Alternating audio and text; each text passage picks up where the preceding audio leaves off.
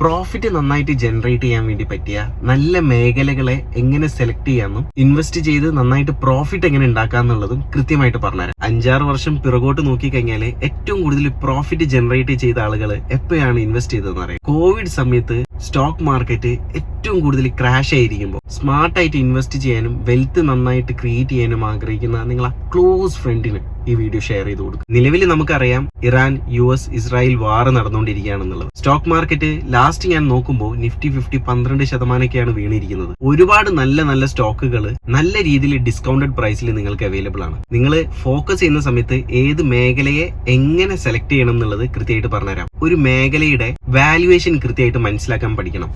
എളുപ്പത്തിൽ മനസ്സിലാക്കാൻ വേണ്ടി ഞാനൊരു സ്ക്രീനർ യൂസ് ചെയ്യുന്നുണ്ട്. സ്ക്രീനറിൻ്റെ പേര് screener.in എന്നാണ്. ഇതിൽ നമുക്ക് ആവശ്യമായിട്ടുള്ള മേഖലയുടെ പേര് ആദ്യം സെർച്ച് ചെയ്ത് കൊടുക്കുക. ഞാനൊരു എക്സാമ്പിളിന് വേണ്ടിയിട്ട് ബാങ്ക് നിഫ്റ്റി എന്ന് സെർച്ച് ചെയ്ത് കൊടുക്കുകയാണ്.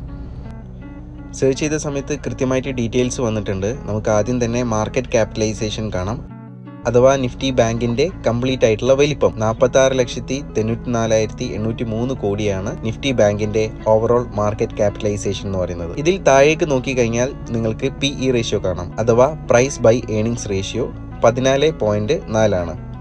ഈ 14.4 എന്ന് പറയുന്നത് ഇൻഡസ്ട്രി മീഡിയനുമായിട്ട് ഇനി കമ്പയർ ചെയ്യണം. അതിന് സ്ക്രോൾ ചെയ്ത് താഴേക്ക് വന്നു കഴിഞ്ഞാൽ നിങ്ങൾക്ക് ഈ മേഖലയിലുള്ള ഓരോ സ്റ്റോക്കിൻ്റെയും PE കാണാം.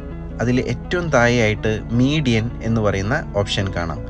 Price by earnings industry median നിൽക്കുന്നത് 15.83-ലും സെക്ടോറിയൽ PE നിൽക്കുന്നത് 14.4-ലുമാണ്. ഇതിലൂടെ നമുക്ക് മനസ്സിലാക്കാം ബാങ്ക് നിഫ്റ്റി എന്ന് പറയുന്നത് ഒരു ഫെയർ വാല്യൂവിലാണ് നിൽക്കുന്നത്. ഇൻഡസ്ട്രി മീഡിയനേക്കാൾ ഒരുപാട് താഴെയാണ് സെക്ടോറിയൽ PE എന്നുണ്ടെങ്കിൽ അത് അണ്ടർ വാല്യൂഡ് ആണ്. നിയർ ബൈ ആണെന്നുണ്ടെങ്കിൽ ഫെയർ വാല്യൂവിലാണ് നിൽക്കുന്നത്. ഒരുപാട് മുകളിലാണ് എന്നുണ്ടെങ്കിൽ അത് ഓവർ വാല്യൂഡ് ആയിട്ടുള്ള മേഖലയാണെന്ന് മനസ്സിലാക്കാം. ഫെയർ വാല്യൂയിലും അണ്ടർ വാല്യൂഡുമായിട്ടുള്ള മേഖലകളിലേക്ക് ഇൻവെസ്റ്റ് ചെയ്യുകയാണെന്നുണ്ടെങ്കിൽ ഇതിലുള്ള കമ്പനികൾ നല്ല ഏണിങ്സ് വരും ക്വാർട്ടേഴ്സിൽ കൊണ്ടുവരികയാണെന്നുണ്ടെങ്കിൽ മേഖല വളരാനും നിങ്ങളുടെ ഇൻവെസ്റ്റ്മെന്റ് നല്ല രീതിയിലുള്ള പ്രോഫിറ്റ് ജനറേറ്റ് ചെയ്യാനുള്ള സാധ്യത വളരെയധികം കൂടുതലാണ്. ഇതുപോലെയുള്ള ഇൻഫോർമേറ്റീവ് ആയിട്ടുള്ള വീഡിയോസിന് ഫോളോ ചെയ്യാൻ മറക്കണ്ട.